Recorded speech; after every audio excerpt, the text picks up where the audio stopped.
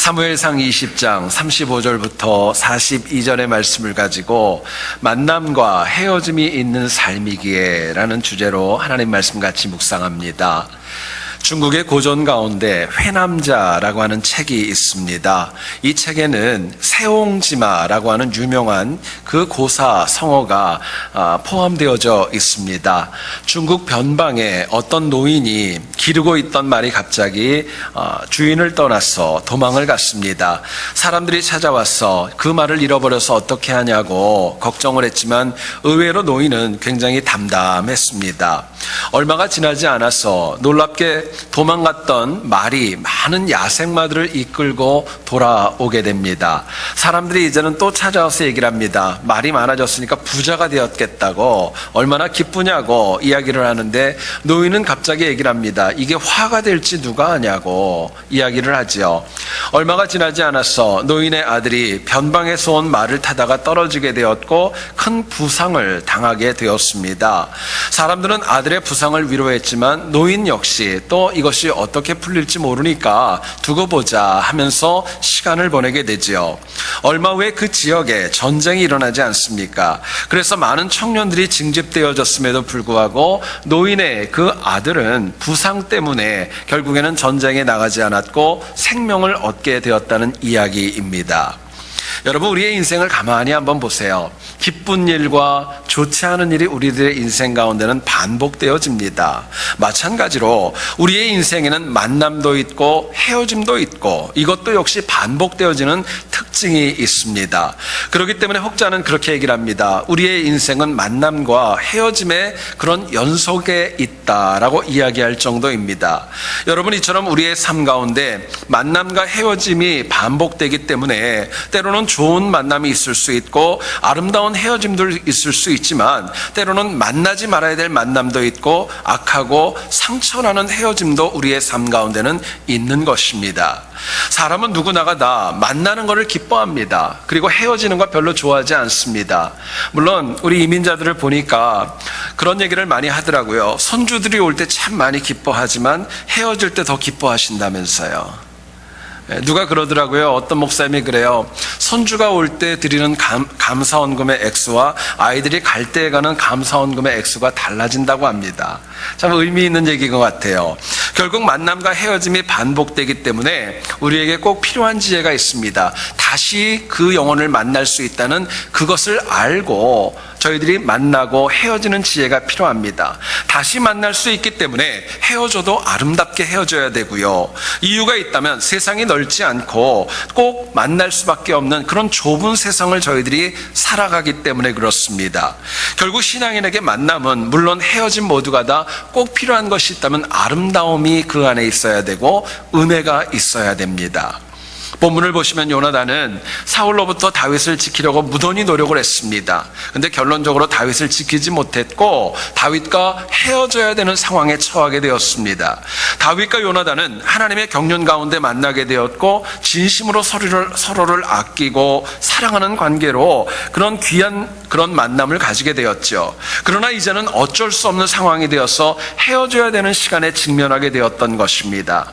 그런데 아름답고 설레는 미래의 만남을 기약하면서 그 둘은 정말 하나님의 은혜 가운데 정말 헤어지는 모습을 저희들에게 보여줍니다. 여러분, 이 말씀을 통하여서 우리의 삶에 만남도 있고 헤어짐도 있고 이것이 반복되어지는데 이를 위해서 이 가운데 우리가 꼭 알아야 될 지혜가 무엇인가 본문이 주는 메시지를 같이 한번 나누어 보기를 원합니다. 첫 번째로 생각할 것은요, 만남과 헤어짐이 있는 삶이기 때문에 붙들려고만 하지 마시고요, 보내주는 것도 지혜입니다. 어떻게 보면 놓는 것도 지혜라는 거예요. 42절을 한번 보시죠.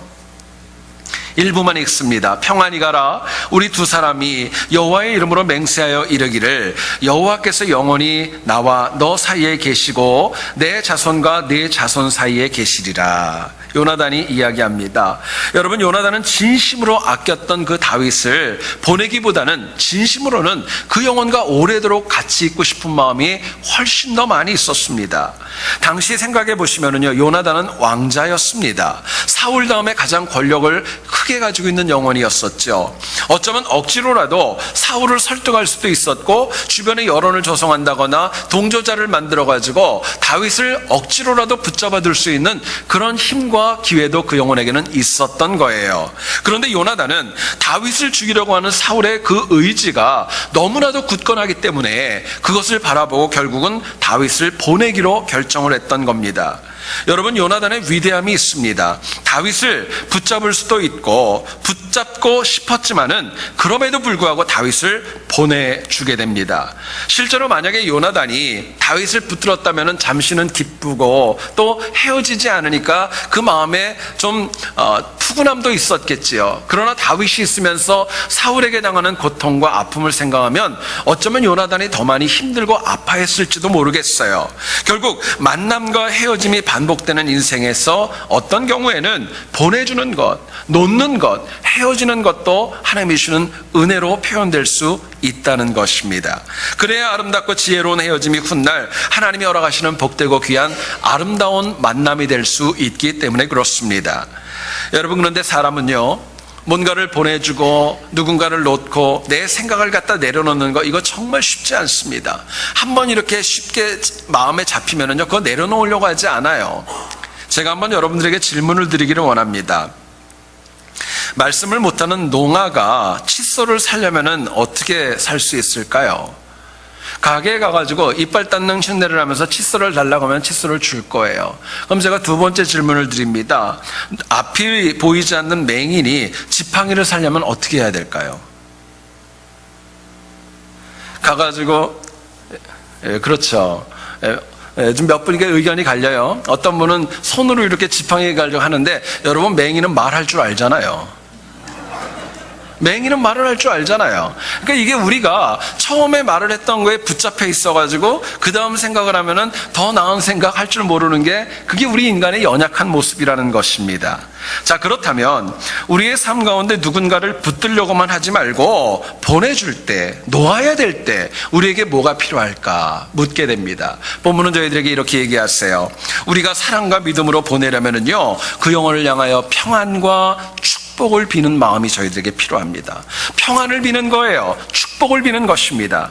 오늘 보면 42절에서 저희들이 보면 요나단은 다윗을 보내면서 하나님의 은혜가 가득한 평안, 샬롬의 복을 간절히 빌고 축복합니다. 우리가 누군가를 보내야 될 때 꼭 필요한 것이 있습니다. 평안을 비는 것입니다. 축복을 비는 거예요. 샬롬은 인간의 능력보다 하나님의 은혜가 있어야만 빌 수 있는 하나님의 은사라고 할 수 있습니다. 물론 우리가 누군가를 보내고 내가 놓고 헤어질 때 아쉽기 때문에 평안을 빌어주고 축복하는 거 놓칠 수도 있고 망각할 수 있습니다. 그러나 하나님을 믿는 신앙이라면요, 누구를 만나든지 누구와 헤어지든지 그 영혼을 향하여 축복하고 평안을 비는 지혜가 저희들에게 필요한 것입니다. 여러분, 평안을 빌 때 만나고 헤어진 모든 과정이 다 은혜로 덮일 수 있기 때문에 그래요. 여러분, 평안은요, 하나님께서 만남과 헤어짐을 더 아름답고 복되게 끈끈하게 하는 영적인 접착제의 역할을 하기 때문에 그렇습니다.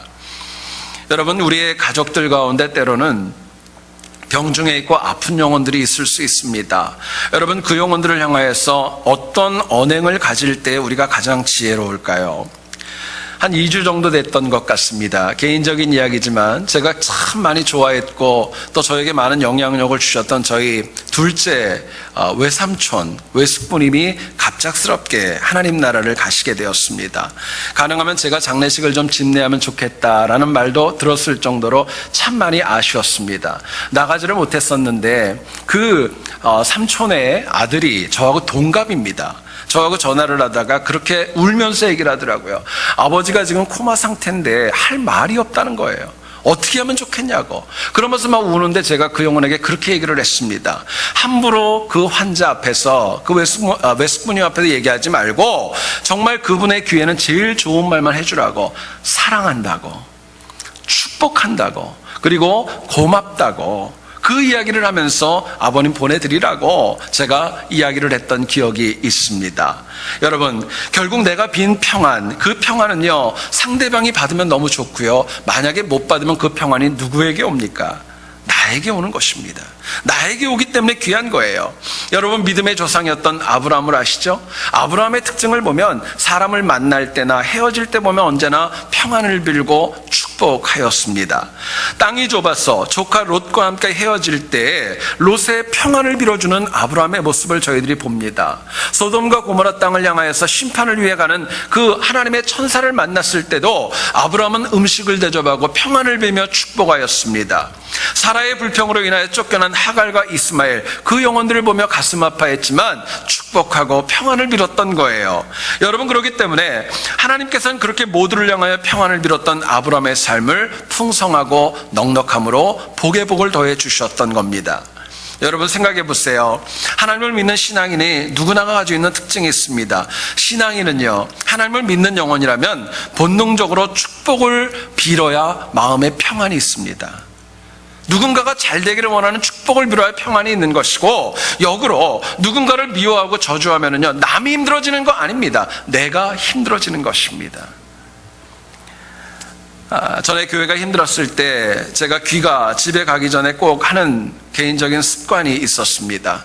제가 저희 교회 출석하는 교인들 가운데 과거에 저희 라크로센터 쪽에 사는 교인들이 한 25가정가량이 되었습니다. 그런데 많은 분들이 LA로 이사 오신 분들도 있고 또 이 모양 저 모양에서 이제는 많이 줄었습니다. 그 가운데는 참 오해도 있었고 힘들고 어려운 영혼들이 많이 있었는데, 기도하는 가운데 하나님이 저한테 주셨던 도전과 메시지가 있었어요. 그 영혼들을 위해서 기도하라는 것입니다.